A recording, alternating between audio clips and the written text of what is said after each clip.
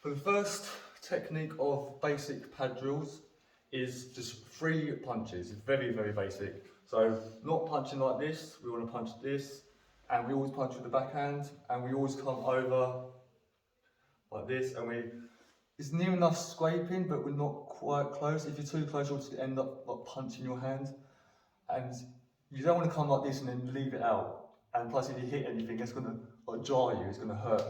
So as you come in, swing back, a little bit of a bend in the elbow. So with the pads, get your pad guy to like hold the pads probably about here, not like too high, and then when it's slightly tilted in. And they want to be quite firm. If they're too loose, everyone's going to go flying back. And you don't want to be too near because that's going to end up hitting you in the face. So like that. And then basic, we're just going to do 3 punches. So if we start on the left pad, we'll use the opposite hand because you're punching with the back hand. So if you're using the left, you punch right, left, right.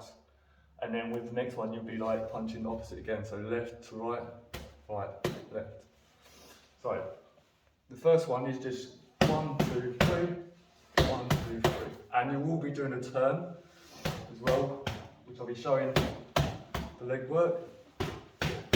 Come back, like so. Just get used to that turn. Like so. So for the footwork for the pad drill is when you're doing your 3 punches, you don't just want to stay like this and then punch the pads and twist and then punch the pads, which some people actually do. You want to do this, it's like a 45-degree like turn, so it's just this.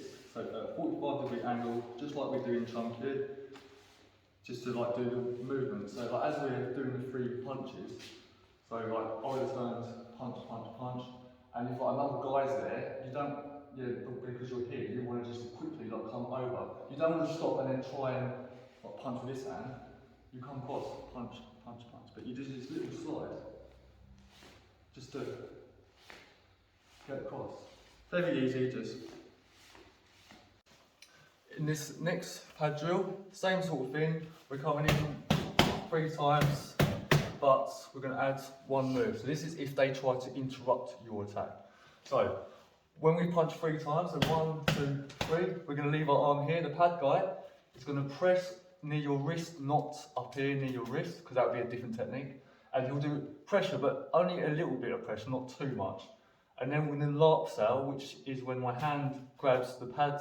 I'm going to wrench this one down, and then this one's going to do like a rolling sort of like back fist into the pad.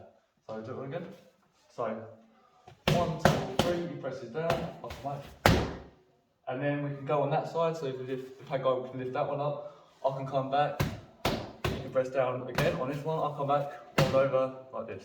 So do it again. So that pad there, and then like that. Now come to that side.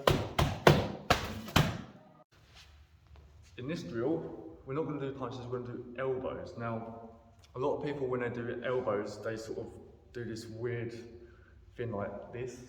But what we do is we can come straight across and come in like this. You can either come in like this, or you can just come in like this. I tend to like to come in like this because you get a good powerful hit on it. And for the pad guy, they're going to have it not like this, they're going to have it like that and a bit closer, so you can get good contact as you're hitting your elbows against the pads. And the pad guy needs to hold quite firm because like elbows are more powerful than punches.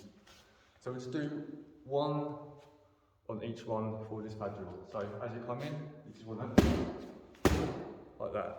Very simple. Contact with here, come across, contact with here. Now you don't want to do this. You're just twisting your hips very slightly, not your whole body. So as you're here,